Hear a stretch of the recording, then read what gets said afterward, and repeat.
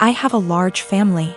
Mostly aunts and female cousins aside from mom, stepmom, stepsister and grandmother. I don't know how to say this, but all those women I mentioned above are into teasing and joking. They've formed a unit, which I admit is kind of toxic. And they'd tease and roast every new woman that enters the family by marriage by setting up tests to see if they deserve to be part of the family, or roast their looks and styles to the point of breaking confidence and self-esteem down. Then after a few months of teasing, they'd announce that they've finally welcomed them into the family. The newest member would join in on the teasing too, which is crazy, as my dad says. When I first introduced my then girlfriend, now wife, I made it clear that I didn't want any of the women in the unit to come at her or harass her, not even with a single word. They went behind my back and roasted her looks and job, and I discovered they've been doing it on Facebook. I had them apologize one by one after they gave the "we're just testing the water to see if she's capable to be part of the family" excuse. They didn't want to apologize, but once I said I wouldn't invite any of the unit unless they apologize, including my mom, everyone immediately apologized and brought gifts for my wife. My wedding was 2 weeks ago. There was talk about the women in the family wanting to pull a prank on my wife by wearing white and called it the ultimate test to see how my wife react. My brother warned me, so I announced that if any one of them showed up in white, I'd have them kicked out, including mom. They said this wasn't true and they'd never do such thing. But they showed up to my wedding one by one wearing white dresses, and each and every one of them was told to leave after they tried giving excuses by either making scenes or getting the men involved. The senior women of the unit, who are mom and aunts, also showed up in white but refused to leave. I threatened to take harsher action and mom was pissed, telling me to step aside, but I didn't let her in. I had her leave while the men in the family were watching stunned. Dad was on my side and supported me a lot. I felt absolutely awful because my wedding was being interrupted by them making scenes. My wife was hurt beyond measure, but the women in the family were pissed.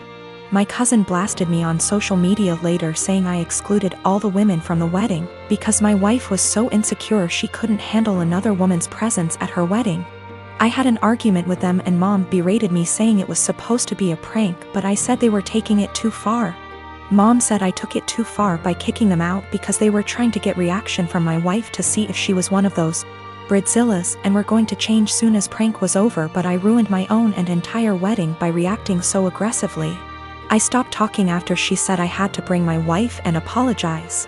I haven't seen the lot of them in 2 weeks and they've excluded me from everything.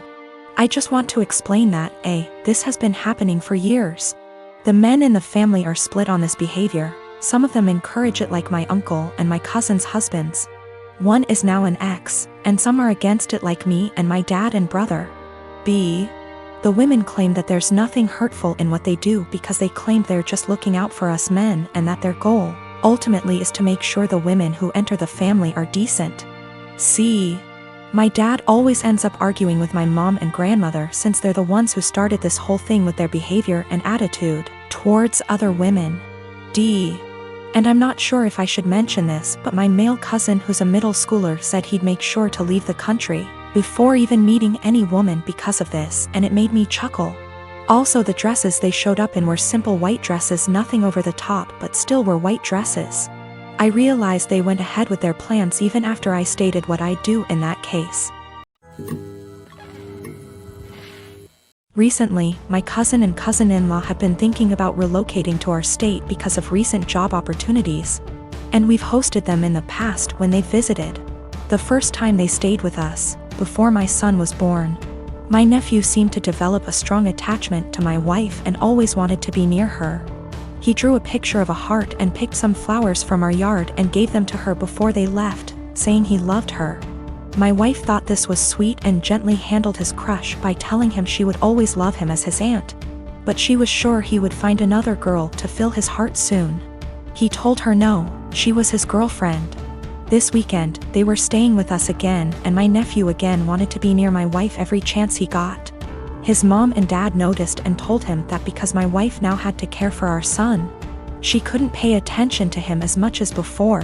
He got upset, telling us that she was his girlfriend, and had a meltdown, which caused my son to start crying. When my wife got up to take our son to another room to calm him down, my nephew got up to follow, and his dad had to forcibly restrain him from following them.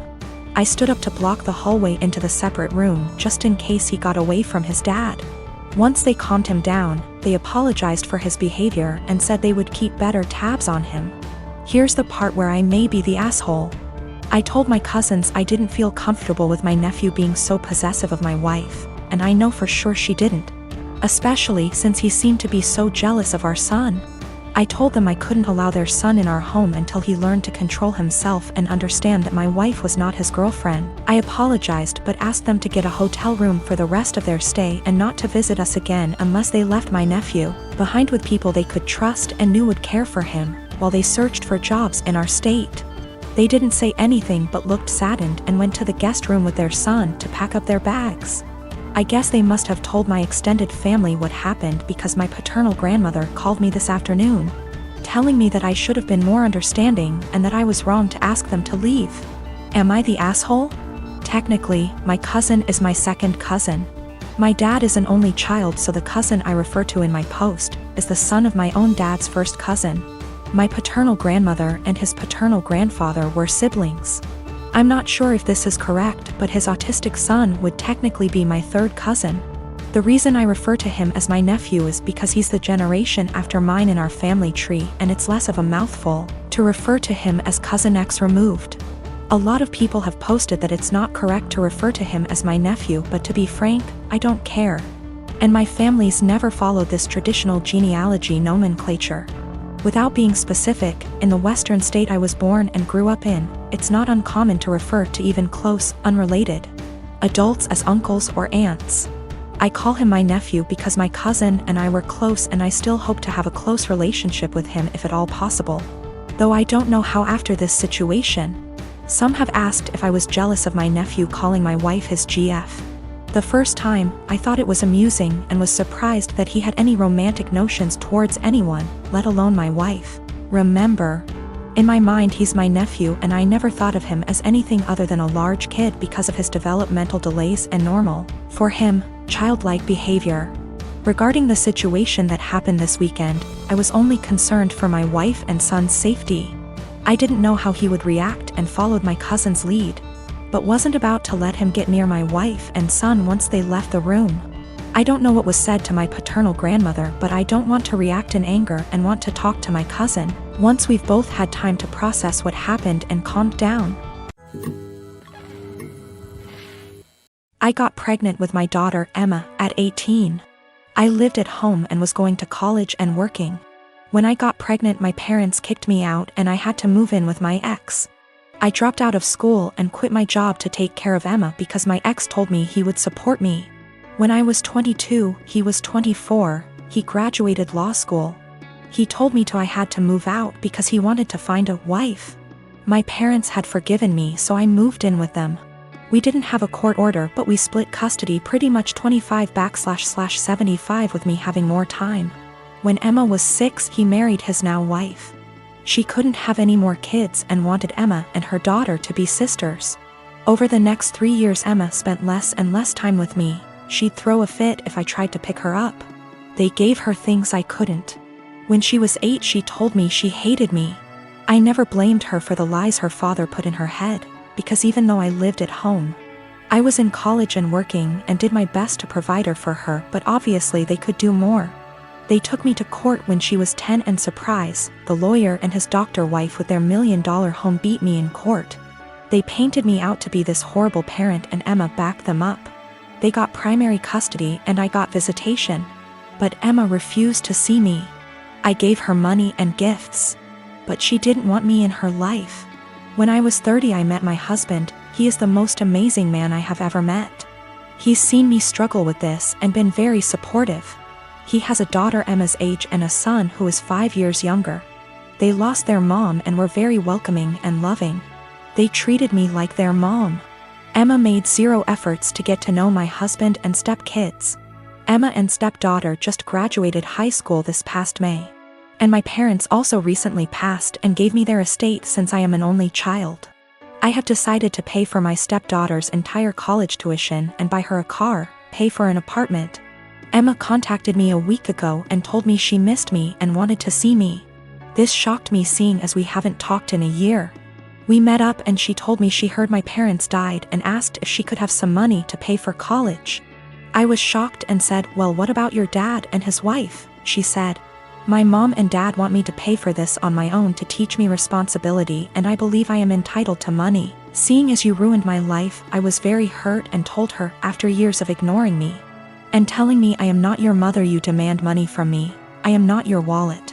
My husband is telling me what I did was right, but my ex is telling me I'm a piece of shit and I owe this to her.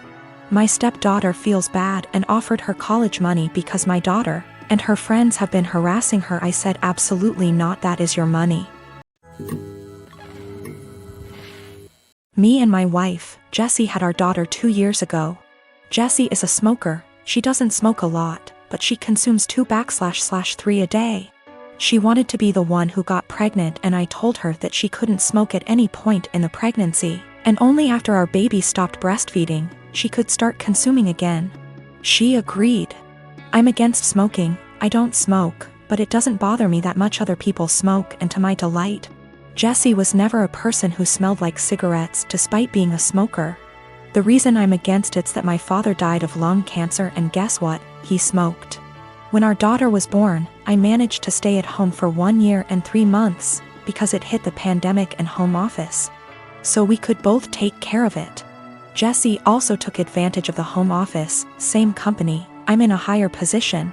When our company asked for employees to come back from the home office, we decided that we didn't want to put her in childcare yet, and we decided together that I would come back, and she would quit to stay at home all the time.